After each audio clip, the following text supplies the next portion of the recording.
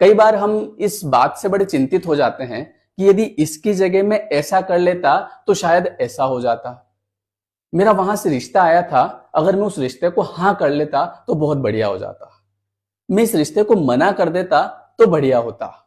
मैं ये वाली पढ़ाई नहीं करता और इसकी जगह ये वाली पढ़ाई कर लेता तो शायद आज में कुछ और होता। तो इस बारे में चिंता करना बेकार है, क्योंकि जैसी हो भवितव्यता वैसी मिले सहाय, आप न जाए जाए कहीं ताई तहां ले जाए।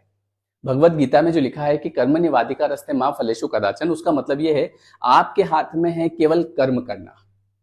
अब जैसे आपके कर्म होंगे वैसे ही आपकी बुद्धि निर्णय लेगी।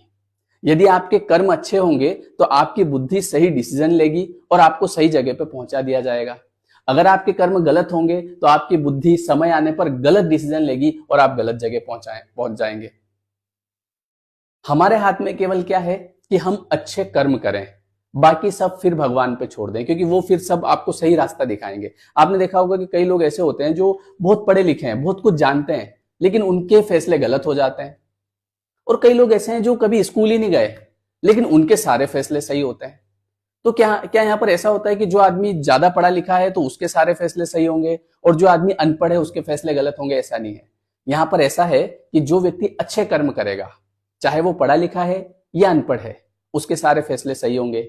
जो व्यक्ति बुरा कर्म करेगा, चाहे वो कितना ही पढ़ा लिखा है, बहुत सारी डिग्रियां हैं, लेकिन उसकी खुद की बुद्धि गलत डिसीजन लेगी, वो गलत गलत जाके जगह फंस जाएगा। और वो फंसेगा किस वजह से? उसके कर्म की वजह से। तो हमारे हाथ में है केवल अच्छे कर्म करना, बाकी समय आने पर हमारी बुद्धि वैसा ही डिसीजन लेगी जैसे हमारे कर्म होंगे। इसीलिए कहा है कि कर्म किए जाओ, फल की चिंता मत करो, क्योंकि आपके हाथ में केवल कर्म करना है। अब फल क्या मिलेगा ये डिपेंड करता है आपने कर्म कैसा किया।